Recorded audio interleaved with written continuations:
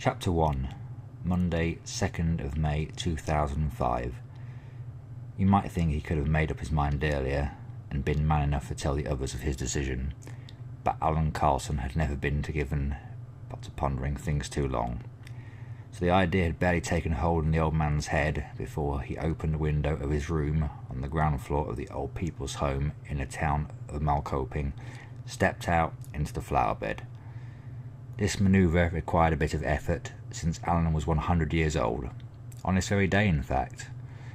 There was less than an hour to go before his birthday party would begin in the lounge of the old people's home. The mayor would be there, and the local paper, and all the other old people, and the entire staff, led by the bad-tempered director Alice. It was only the birthday boy himself who didn't intend to turn up. Chapter 2, Monday, 2nd of May 2005. Alan Carlson hesitated as he stood in the flower bed that ran along one side of the old people's home. He was wearing a brown jacket with brown trousers and on his feet he had a pair of old round slippers. He was not a trendsetter, people at that age rarely are. He was on the run from his own birthday party, another unusual thing for a 100-year-old, not least because even being 100 is pretty rare. Anne thought about whether he should make the effort to crawl back in through the window to get his hat and shoes, but when he felt his wallet inside his pocket, he decided that would suffice.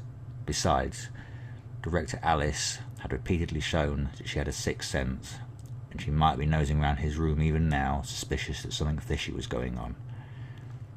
Better to be on his way while he could, Alan thought, as he stepped out of the flower bed on creaking knees. In his wallet, as far as he could remember, he had a few £100 notes saved, a good thing since he'd need some cash if he was going to go into hiding. He turned to take one last look at the old people's home, that, until a few moments ago, he hadn't thought would be his last resident. He had thought would be his last resident on Earth, and he told himself that he could die some other time in some other place.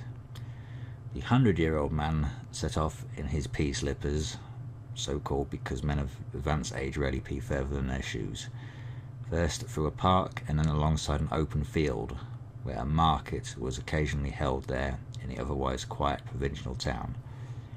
After a few hundred metres, Alan went around the back of the district's medieval church and sat down on a bench next to some gravestones to rest his aching knees. It wasn't such a religious town that Alan was worried about being disturbed in the churchyard. He noted an ironic coincidence. He was born the same year as Henning Algotsson, who lay beneath the stone just across from his bench. But there was an important difference. Henning had given up the ghost 61 years earlier. If Alan had been more curious, he might have wondered what Henning had died of at that age of 39, but Alan left other people to themselves, dead or alive.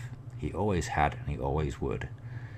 Instead, he thought that he had probably been mistaken all those years when he sat in the old people's home, thinking that he might as well die there and leave it all at that. However, many aches and many pains he suffered, it had to be much more interesting and instructive to be on the run from Director Alice than to be lying 6 feet under. Upon which thought the birthday boy, despite his complaining knees, got up, said goodbye to Henning, and continued on his badly planned flight. Alan cut across the churchyard to the south until a stone wall appeared in his path. It wasn't more than a metre high, but Alan was a centurion, not a high jumper. On the other side was Malcoping's bus station, and the old man suddenly realised that his rickety legs were taking him towards a building that he could be very useful. Once, many years earlier, Alan had crossed the Himalayas. That was no picnic. Alan thought about that experience now as he stood before the last hurdle between himself and the station. He considered the matter so intently that the stone wall seemed to shrink before his eyes, and when it was at its very lowest, Alan crept over it, age and knees be damned. Malcoping is not what you'd call a bustling town, and this sunny weekend morning was no exception. Alan hadn't seen a living soul since he suddenly decided not to show up at his own 100th birthday party. The station waiting room was almost empty when Alan shuffled in. Almost. On the right were 2 ticket windows, one closed. Behind the other sat a little man with small round glasses and thin hair combed to one side, and had a uniform waistcoat. The man gave him an irritated look as he raised his eyes from his computer screen. Perhaps he felt the waiting room was becoming too crowded, because over in the corner there was already another person, a young man of slight build, with long greasy blonde hair, a scraggly beard, and a denim jacket with the words "Never Again" on the back. It seemed as if the young man might not be able to read, since he was pulling the door of the handicapped toilet, even though there was a sign saying "out of order."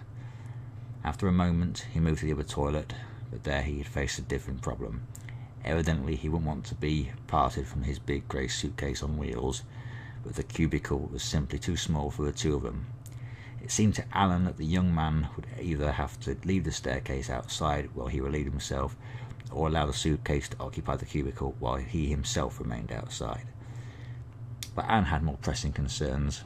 Making an effort to move his legs in the right sequence, he shuffled the small steps up to the little man in the open ticket window and inquired the possibility of public transport in some direction. Any at all would do within the next few minutes, and if so, how much would it cost? The little man looked tired. He had probably lost track of things halfway through Alan's inquiry, because after a few seconds he said, "And where is it you want to go?"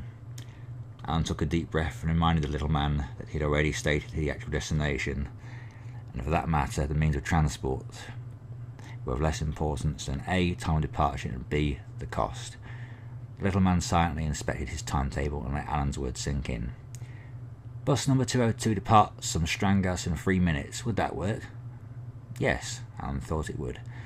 The little man told him that the bus left from the outside terminal door, and it would be most convenient to buy a ticket directly from the driver. Alan wondered what the little man did behind the window if he didn't sell tickets, but he didn't say anything. The little man possibly wondered the same thing. Alan thanked him for his help and tried to tip the hat he had in his haste not brought along. The 100-year-old man sat down on one of the two empty benches along with his thoughts. The wretched birthday party at the home would start at 3 o'clock, and that was in 12 minutes. At any moment they could be banging on the door of his room, and all hell would break loose. He smiled at that thought. Then, out of the corner of his eye, Alan saw that somebody was approaching.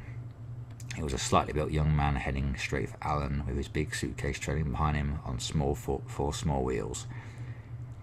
Alan realised that he might not be able to avoid engaging the long-haired youth in this conversation. Perhaps that wasn't so bad. He might gain insight into what today's young people thought about this and that.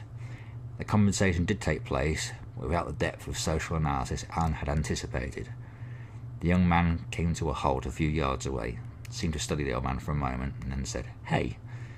Alan replied in a friendly tone, saying that he wished him a good afternoon, and asked him if there was some way he could be of service. It turned out there was. The young man wanted Alan to keep an eye on the suitcase while he relieved himself, or as he expressed it, "I need to take a dump." Alan replied that, although he was old and decrepit, his eyesight was still in good repair, and it did not sound like too much of an arduous task to keep an eye on the young man's suitcase. He did recommend that the young man relieve himself with some urgency, without, of course, using the young man's own terminology, as Alan had to catch a bus. The young man did not hear the last bit. His urgent need drove him towards the toilet before Alan had finished speaking.